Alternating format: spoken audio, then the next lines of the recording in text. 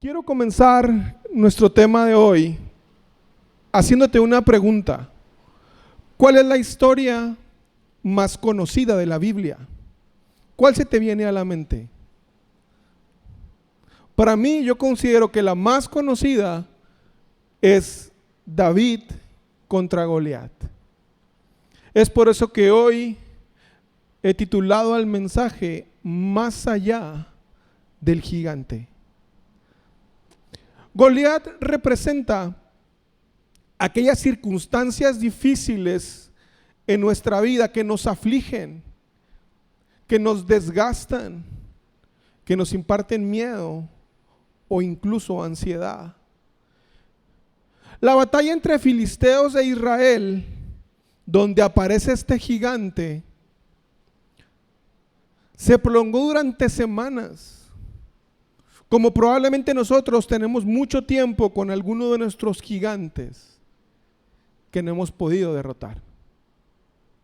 Pero en este caso, en el de Israel, no era una batalla de medir fuerzas, era una batalla de intimidación. ¿Qué es intimidación? Es tratar de provocar a un tercero un estado de temor. Tiene el objeto de obligarlo a realizar lo que no desea de manera forzada, haciéndolo sentir menos. El que intimida tiene características físicas y psicológicas más fuertes que lo hacen ver rudo y de un carácter dominante. La intimidación. Primera de Samuel 17:8 nos dice qué es lo que estaba pasando y cómo Goliat estaba intimidando al pueblo de Israel. Entonces Goliat se detuvo y gritó mofándose de los israelitas: ¿por qué salen todos ustedes a pelear? Yo soy el campeón filisteo, pero ustedes no son más que siervos de Saúl. Elijan a un hombre para que venga aquí a pelear conmigo. La situación para el pueblo de Israel era la siguiente: estaban formados en posición de ataque, todos unidos, pero nadie salía a pelear. Porque estaban en una situación del todo por el todo. Lo que Goliat les estaba diciendo: mira, no tiene caso que todos ustedes vengan. Manden al mejor de ustedes que pelee conmigo.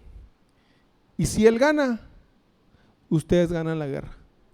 Pero si yo gano, nosotros ganamos la guerra. Nadie de Israel se la quería jugar. Imagínate la responsabilidad para el que le dijeran: ¿sigues tú? No. Es como cuando en la escuela no tienen la tarea y querías pasar desapercibido, que nadie te viera. Así estaban los israelitas. Imagínate la presión del hombre que fuera a ser seleccionado. Era como si en una final, por decir la regia, se me ocurre, tenías que lanzar un penal. La presión. Aquí no estaba en juego un campeonato. No estaba en juego simplemente un hobby, una apuesta. No. Estaba en juego el futuro de tu pueblo. Pues nadie se quería aventar, lógicamente.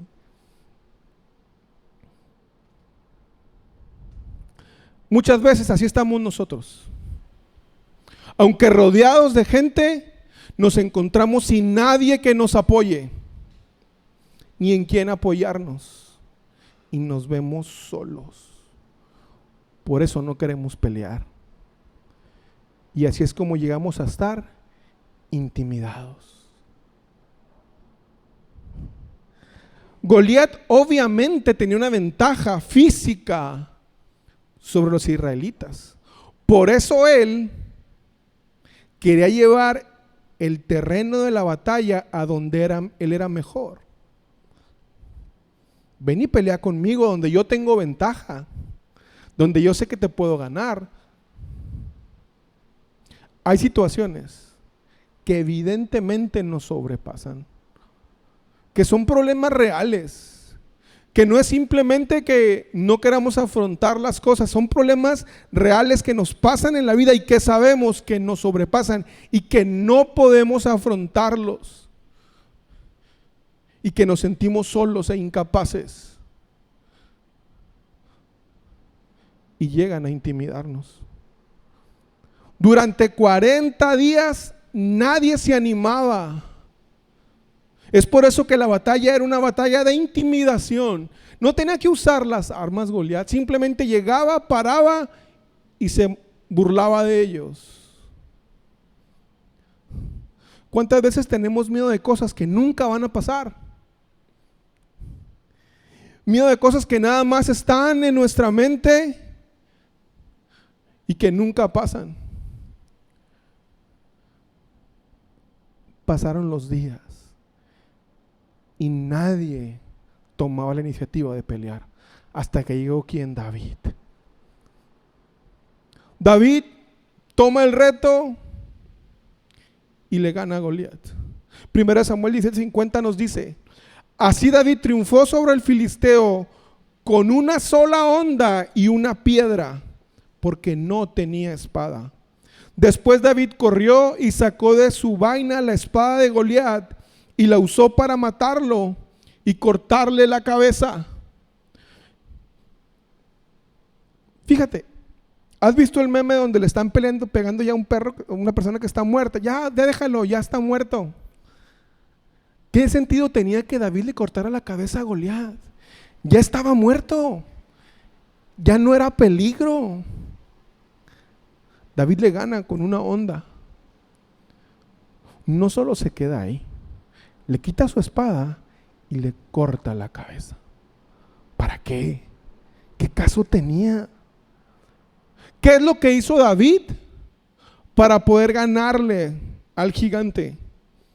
Goliat, ante los ojos de David, era un problema que se tenía que solucionar y le daba la importancia que ese problema representa. Pero no necesariamente David iba a pelear con las armas ni con las reglas que el gigante tenía. Para David era algo que tenía que arreglarse, era algo que no podía dejar pasar, era una amenaza real que nadie estaba atendiendo. Así como en la casa hay problemas que todos sabemos que está pasando, pero nadie quiere entrarle al toro por los cuernos. Y nos escondemos en la cordialidad, nos escondemos en que no, mejor así sigámosle. Y sigue el gigante gritándonos 40 días, amenazándonos.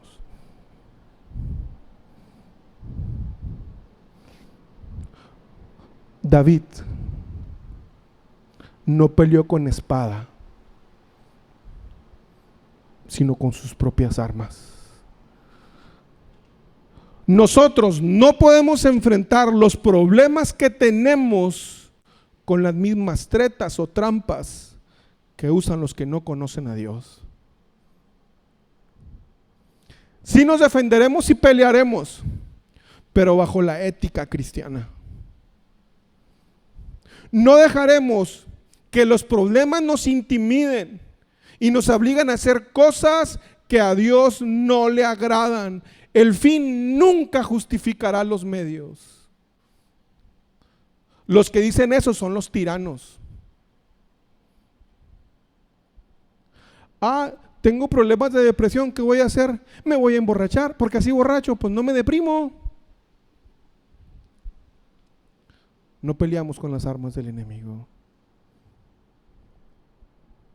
Tengo un problema en mi casa, ¿qué hago? La ley del hielo, porque así pues no peleo. No. Tenemos problemas, los enfrentamos, pero no como el enemigo quiera que los enfrentemos. El fin nunca justificará los medios. De hecho, David fue más allá. No simplemente no quiso usar las armas que el enemigo estaba usando, sino que a David le dijeron: oye, el que debería de pelear era Saúl, era el rey. Mira, usa la armadura de Saúl. Dijo David: no, esto no es para mí, esto no me queda.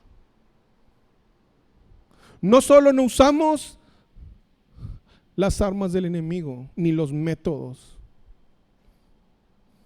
No usamos trampa, ni damos mordida, porque decimos, es que si no doy mordida, tengo que ir a pagar la infracción y después no paso tiempo con mis hijos. Ah, mira qué buen padre eres.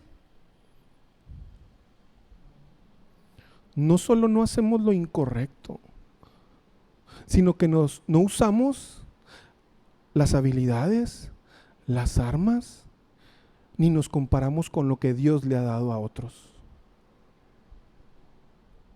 David se rehusó a usar la armadura de Saúl. Tampoco la quiso.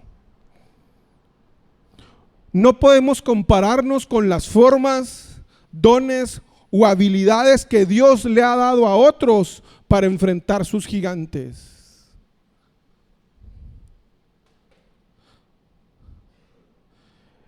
La mayoría de los problemas que pasamos dependen de la perspectiva que le damos. La perspectiva que tenemos de un asunto puede marcar la diferencia. ¿Desde dónde estamos viendo el problema?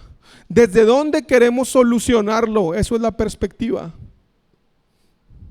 Mientras los demás veían un gigante, David estaba viendo algo que no estaba de acuerdo a la voluntad de Dios. Algo que en su casa no estaba como Dios quería que estuviera. No se escudaba en que no, pues todos vivimos así. Mira, nadie sale a enfrentarse al gigante.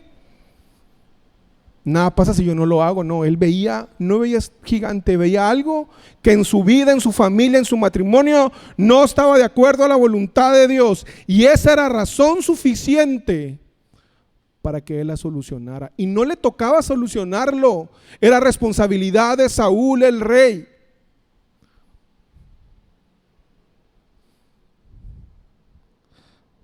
Lo que Goliat no sabía es que al enfrentarse con David, se estaba enfrentando también al Dios de David. David sabía que Dios estaría con él cuando enfrentara a Goliat. Yo quiero hacerte una pregunta. ¿Cuáles son los gigantes que hoy enfrentamos? ¿Cuáles son los gigantes en tu vida que llegan y te intimidan y no estamos enfrentando? Y le estamos dejando la responsabilidad a otro, escudándonos. No, que otro lo haga. No, yo no puedo. ¿Cuáles son? Examinar las circunstancias imposibles desde el punto de vista de Dios nos permite adquirir la perspectiva correcta de las cosas.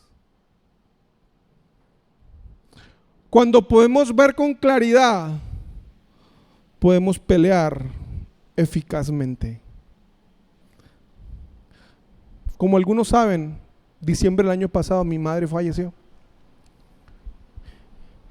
Y una de las cosas que a mí me traen mucha tranquilidad es ver las cosas como Dios las ve. Yo pudiera enfocarme en decir, Señor, es que no sanaste a mi madre. Es que ve todo lo que sufrió. No. Yo veo de la perspectiva de Dios que hoy mi madre está alabando y adorando a Dios. Y eso me hace que no le llore porque no está. No le lloro porque quiera estar aquí. La extraño, claro. Mi madre. Pero ver las cosas como Dios las ve hace que cambie tu forma de ver los problemas. Por eso no caigo en depresión. Por eso no caigo en ansiedad. Por cosas que ya no puedo cambiar. Examinar las circunstancias imposibles desde el punto de vista de Dios nos permite adquirir la perspectiva correcta. Yo puedo ver cómo personas en mi familia que no lo ven como yo lo estoy viendo, se vuelven un dolor eterno. Porque lo vemos desde el punto de vista humano. No minimizo el dolor. Te estoy hablando de mi madre. Pero Dios y su eternidad es más grande que ese dolor. ¿Qué gigante no quieres enfrentar? ¿Qué gigante te tiene amarrado al pasado? Y te hace que digas, pobrecito de mí, sufrí tanto.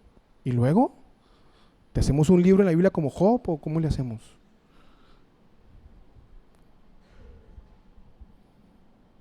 ¿Qué gigante no nos deja avanzar? ¿Qué gigante hace que cada año recordemos un evento y nos autoflagelamos y amarguemos a toda nuestra familia? Es que perdí mi trabajo, es que perdí esto. Ya lo perdiste.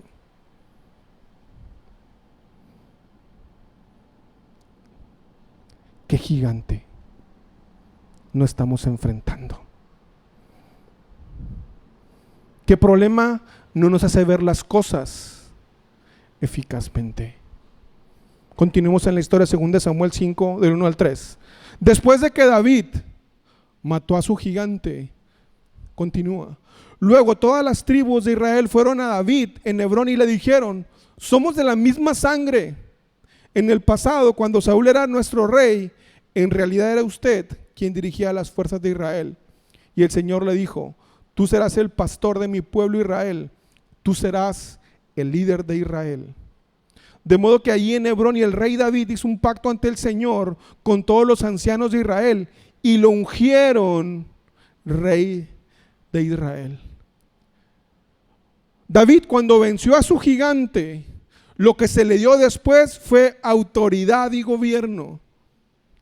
¿Para qué se le dio autoridad? La autoridad da la capacidad de poder hacer las cosas. Cuando tú veas que en una familia funcionan las cosas, cuando tú veas que en una empresa funcionan las cosas, cuando tú veas que en una iglesia funcionan las cosas, es porque hay alguien en autoridad que hace que las cosas funcionen. Eso es la autoridad, para eso es la autoridad. Y a David se le da gobierno porque el gobierno se asegura de que no solo se hagan las cosas, sino de la manera correcta. Cuando tú veas que en una casa, en una familia, en una iglesia, se hacen las cosas de la manera correcta, no solo que se hagan, sino de la manera correcta, es porque hay gobierno. Porque mandar podemos todos, pero de la manera correcta, ese es el gobierno de Dios. Porque Dios no controla, Dios gobierna.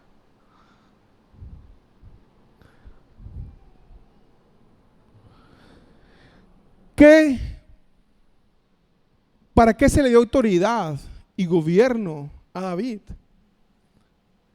¿Cuál era el fin de toda esta cadena de cosas? ¿Cuál era el objetivo de todo lo que estaba pasando? Retrocedamos un poquito antes en la historia. Después de que David mató a Goliat y le cortó la cabeza, como lo habíamos dicho, inmediatamente lo que hace, versículo 54, David llevó la cabeza del filisteo a Jerusalén, pero guardó la armadura en su propia carpa. Espérame, ¿cómo que David llevó la cabeza de Goliat a Jerusalén? Si no existía Jerusalén. En ese momento lo que existía era un monte habitado por los jebuseos. No se le llamaba Jerusalén. David lo que comprendió es que todo el proceso por que él pasó lo llevaría al siguiente paso y a un solo lugar, que era conquistar y establecer un lugar de adoración a su Dios. Para eso se le dio autoridad y para eso se le dio gobierno, para que conquistara la tierra y estableciera un lugar donde Dios fuera adorado. Y aquí es donde cobra sentido Romanos 8:28. Y sabemos que Dios hace que todas las cosas cooperen para el bien de quienes lo aman y son llamados según el propósito que Él tiene para ellos. No es que Dios mande todas las cosas malas, no es que Dios nos mande castigo. Dios no manda castigo ni manda cosas malas. En el mundo pasan cosas malas o por tu pecado o por el pecado de otros. No hay más.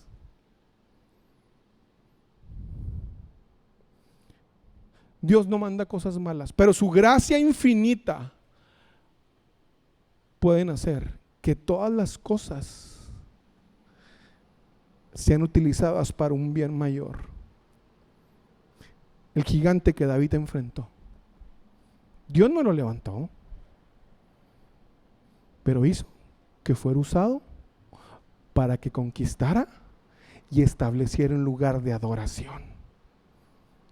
Imagínate a David llevando la cabeza del gigante a los pies de la montaña, donde posteriormente sería Jerusalén. Y se pone a la cima, en la base de la montaña, y le empieza a gritar a los jebuseos: ¡Hey, jebuseos! Aquí tengo la cabeza de Goliat. Esta montaña le pertenece a mi Dios. Esta enfermedad no me detendrá. Mi familia le servirá a Dios. El miedo no hará detenerme. Eso es lo que está haciendo David. Le está diciendo: no nos vamos a detener. Vamos a pelear porque Dios nos ha dado autoridad y nos ha dado gobierno. Y esta es la prueba. Un día, jebuseos, ese monte será propiedad de mi Dios. No importa lo que yo tenga que hacer. Un día. Necesitamos hombres y mujeres que enfrenten sus gigantes y les arranquen la cabeza en nombre de Jesús. Hoy, como personas y sociedad, enfrentamos diferentes gigantes que se llaman materialismo, ateísmo, pornografía, drogas, infidelidades, y nadie les hace frente. Seguimos resguardados en el temor, en el que van a decir, en el que no es mi tiempo. No me toca a mí hacer eso. ¿Y quién va a cuidar a tu familia? ¿Quién se va a poner a decir: yo voy a pelear esa batalla por mi familia? ¿Quién? ¿El vecino? ¿Mis compañeros que están conmigo? ¿Quién? Hombres y mujeres que peleen sus batallas, no que las rehúsen. ¿Quién va a pelear por tu familia? Las batallas que como padres no peleemos, nuestros hijos las van a sufrir multiplicadas por 20. Las batallas que Moisés no peleó, Josué las peleó multiplicadas por 20.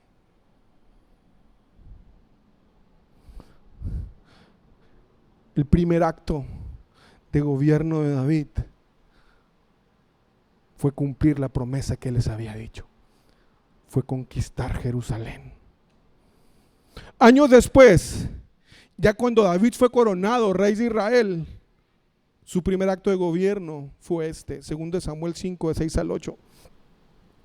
Luego David guió a sus hombres a Jerusalén para pelear contra los jebuseos, los habitantes originarios de esa tierra que vivían allí.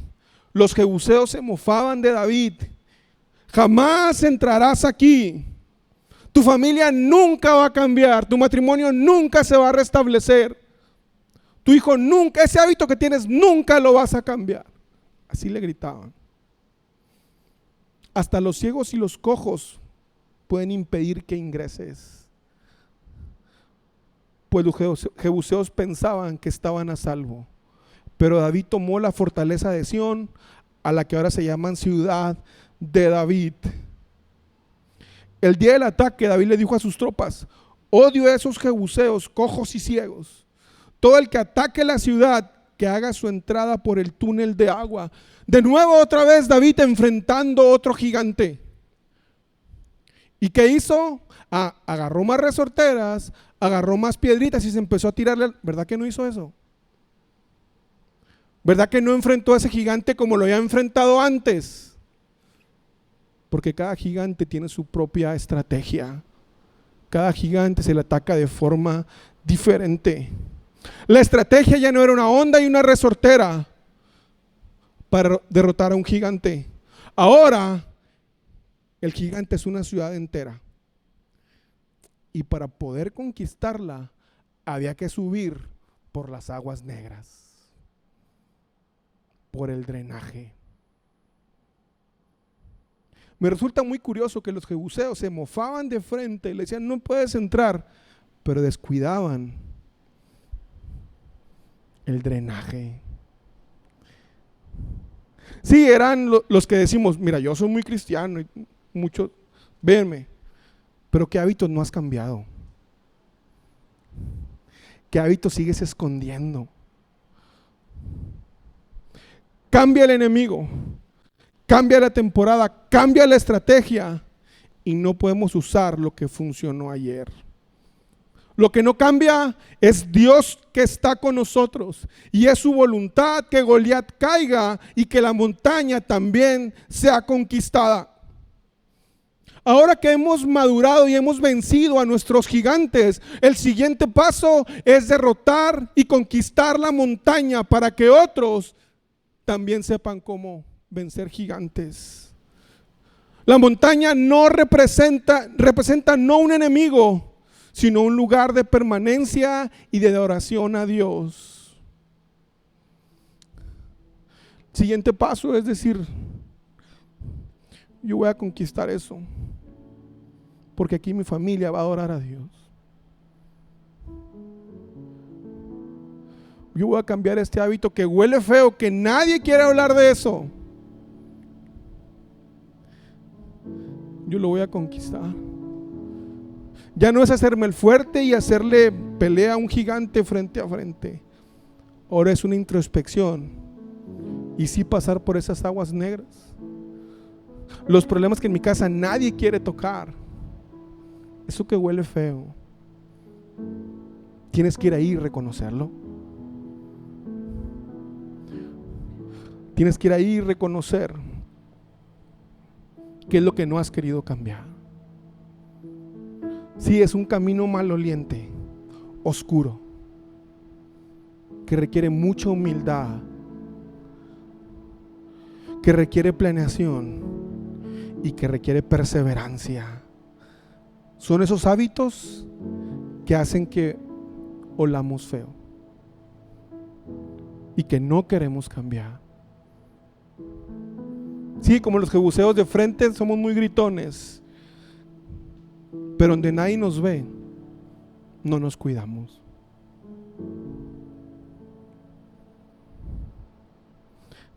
Esta historia no termina ahí. El segundo acto de gobierno de David lleva a la culminación de su llamado. Primero, conquistó a su gigante. Después venció la montaña y ayudó a otros a conquistar sus gigantes. Pero ¿qué tuvo que hacer? Tuvo que enfrentarse a sus hábitos, a lo que hace en lo oscuro, a lo que hace en lo privado cuando nadie lo ve, para poder conquistar, para poder llegar al tercer. El segundo acto de gobierno de David es trasladar el arca de la presencia de Dios. ¿A dónde? A Jerusalén.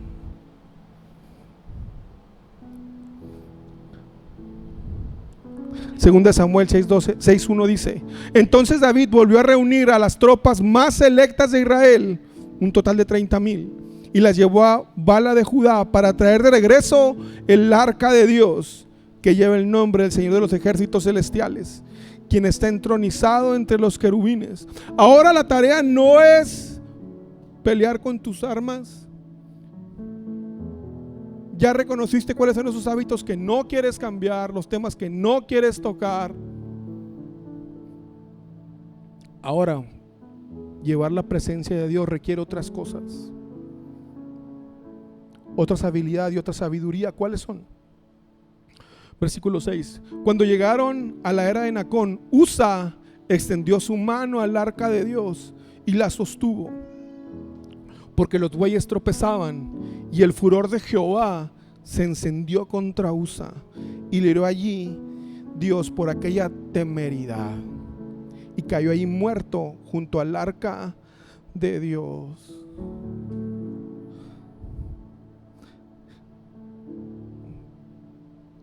¿Por qué pasó eso?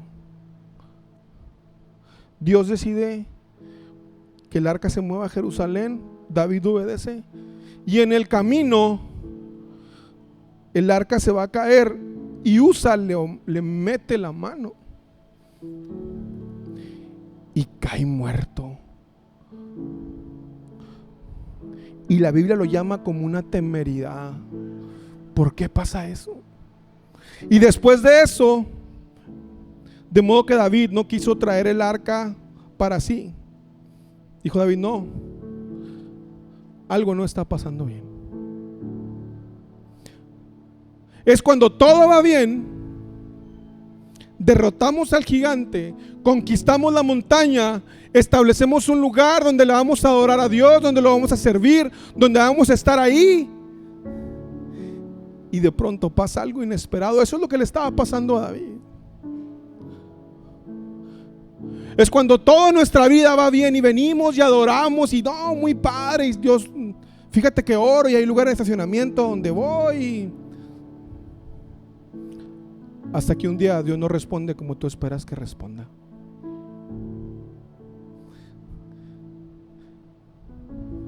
No es que no fuera la voluntad de Dios que llevaran el arca de Jerusalén, sino tenía que enseñarle a David y a nosotros cómo tratar su presencia.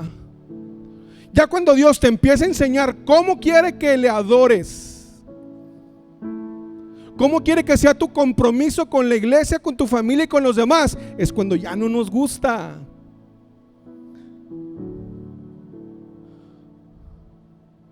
Y empieza a haber un menosprecio de las cosas de Dios.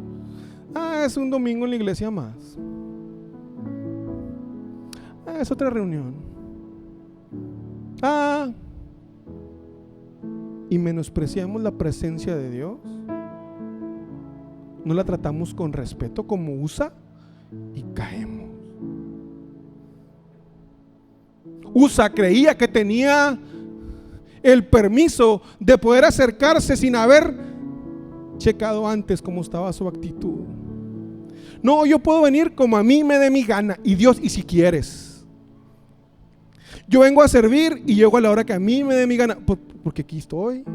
Antes diga que vine, y a la primer mala cara que me hagan, me voy. Menosprecio. Cuando antes, Señor, aquí estoy, dime qué hago, a dónde voy, qué hago, Padre. Menosprecio. Y empezamos a adorar a Dios como nosotros queremos, como nos da nuestra gana. Y no es que Dios quiera que todos adoremos igual. Dios quiere que adoremos a nuestra forma y a nuestra cultura, pero como Él quiere que le adoremos, no como nosotros queremos. Uses el menosprecio por las cosas de Dios. Y es donde muchos se desaniman cuando pasa una tragedia y dicen, no, es que algo está pasando, y vuelven atrás amargados con Dios, se amargan con Dios, con la iglesia y con ellos mismos. Y es aquí donde pega la autolástima, porque dices, yo lo que hago lo hago para Dios y Dios no está respondiendo como yo quiero que responda. Yo puse lo mejor de mí y no salieron las cosas como yo quería. Dios ya no me ama, y tantos rollos que nos ponemos en la cabeza solamente porque la vida no va como nosotros queremos que vaya. ¿Y a quién le echamos la culpa? A Dios.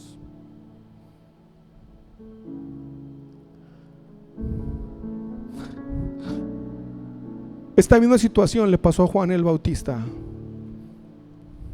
Mateo 11:23 dice, Juan el Bautista, quien estaba en prisión, ¿dónde estaba? Espérame, Juan si era el que predicaba en el desierto, el que gritaba y decía y no tenía miedo. el que incluso Jesús dijo: no ha habido otro hombre nacido de mujer más grande que este. Ese mismo, cuando ya las cosas no salían como él quería, ¿qué hace? Oyó acerca de todas las cosas que hacía el Mesías.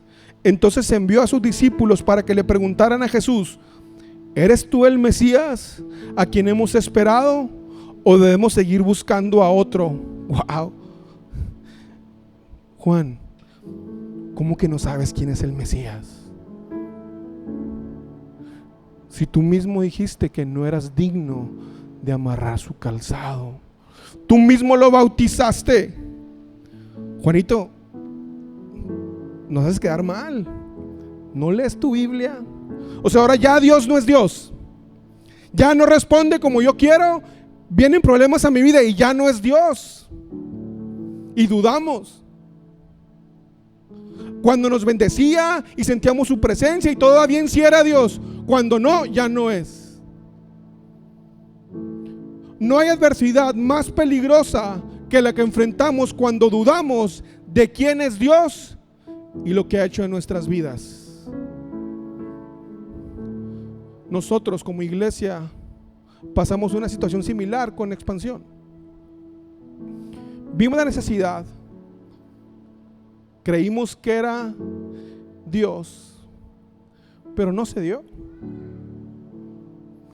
Y nos llegamos a hacer la misma pregunta que Juan: ¿que no es lo que tú quieres que crezcamos? ¿Que no es que tú quieres que tengamos mejores instalaciones, Dios? Y también como Juan, pedimos pruebas y exigimos respuestas a nuestras dudas. Veamos cómo le contesta Jesús a Juan y por consecuencia a nosotros. Mateo 11:4 dice: y Jesús le dijo: regresen a Juan y cuéntele lo que han oído y visto. Los ciegos ven, los cojos caminan bien, los que tienen lepra son curados, los sordos oyen, los muertos resucitan y a los pobres se les predica la buena noticia. Y agregó algo: Dios bendice a los que no se apartan por causa de mí. Wow. O sea, Dios bendice a los que no se apartan cuando me echan la culpa a Dios. Expansión no está limitada a 4 paredes. Expansión es el reino de Dios invadiendo la tierra y estableciendo un lugar de adoración para Dios. Jesús no le contestó la pregunta a Juan. Juan le preguntó: ¿eres o no eres? Jesús le dijo: no te voy a contestar eso. Ve qué es lo que está pasando. Y si eso te molesta y encuentras estorbo en mí, el que tiene el problema eres tú. Expansión no se detiene. Seguimos viendo familias restauradas, seguimos viendo corazones transformados, seguimos predicando el evangelio. Regresemos con David. 2 Samuel 6:12. Entonces le dijeron al rey David: el Señor ha bendecido a los de la casa de Obed-edom y todo lo que él tiene a causa del arca de Dios. Luego David fue y llevó el arca de Dios de la casa de Obed-edom a la ciudad de David con gran celebración. Cuando los hombres que llevaban el arca del Señor dieron apenas 6 pasos, David sacrificó un toro y un ternero engordado. Y David danzó ante el Señor con todas sus fuerzas, vestido con vestidura sacerdotal. Y David y todo el pueblo trasladaron el arca del Señor entre gritos de alegría y toques de cuerno de carnero. Vamos a continuar. La expansión física no se ha detenido. Vamos a esperar la estrategia que Dios nos diga. Mientras tanto veremos la expansión de su reino, trayendo salvación, sanidad y libertad. David entendió cómo debía ser tratada la presencia de Dios. Cada 6 pasos había un sacrificio. Hubo un desgaste enorme de recursos para poder lograr eso. Hubo un desgaste enorme de sacerdotes que cada 6 pasos se detenían y ofrecían holocausto. no trataron la presencia de Dios con menosprecio ni con sutileza. Valoraron lo que era tener a Dios en sus vidas, y de acuerdo a eso era su respuesta. El objetivo de vencer nuestros gigantes es para que podamos adorar a Dios como Él se merece. Por eso peleamos con contra nuestra carne. Por eso peleamos contra los defectos que nos hacen detenernos. Por eso lo hacemos, porque queremos adorar a Dios como Él se merece, no por vanagloria.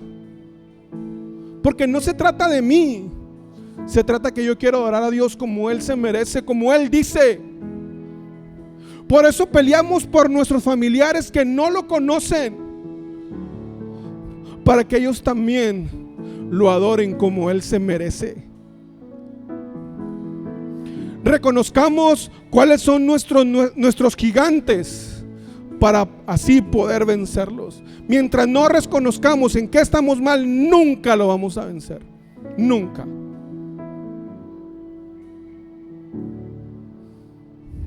Adaptemos nuestra estrategia y nuestras armas para cada etapa y problema al que nos enfrentamos. Y recordemos que enfrentar problemas o tener desgracias no es el final de las cosas, ni que Dios nos ha abandonado, porque Dios siempre ha sido fiel y seguirá siendo fiel por el resto de la eternidad.